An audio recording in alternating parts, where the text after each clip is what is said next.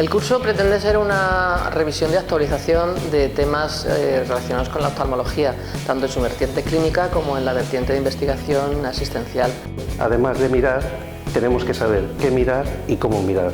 Y eso se cumple plenamente tanto a nivel práctico como a nivel de desarrollo, como a nivel de recordatorio, como a nivel de los nuevos avances que se producen dentro del campo de la visión. El Departamento de Óptica, Optometría y Ciencias de la Visión de la Facultad de Físicas de Valencia ha colaborado en temas de investigación con los oftalmólogos de este centro. En este curso procuraremos que los participantes vean cómo ha sido ese tipo de colaboración, pues creo que será de mucho interés para ellos.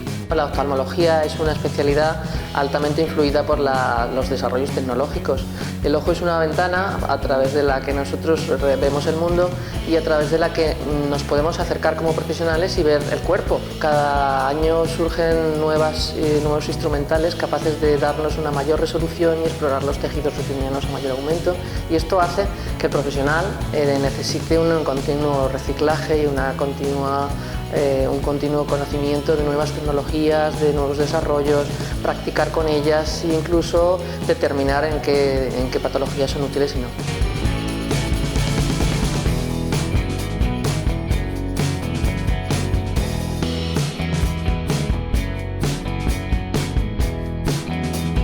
Los profesores que participan en este curso pues provienen de diferentes áreas.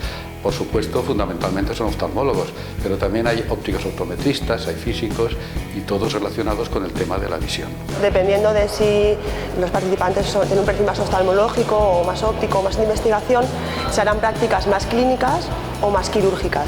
La pretensión de este curso es, repasando zona de ojo por zona de ojo, por lo anterior, investigaciones en glaucoma, en retina, tratar de poner en conocimiento de los alumnos las nuevas técnicas en estos dos puntos fundamentales, diagnósticos y terapéuticos. El centro donde se va a realizar el diploma es Visavio Oftalmología Médica.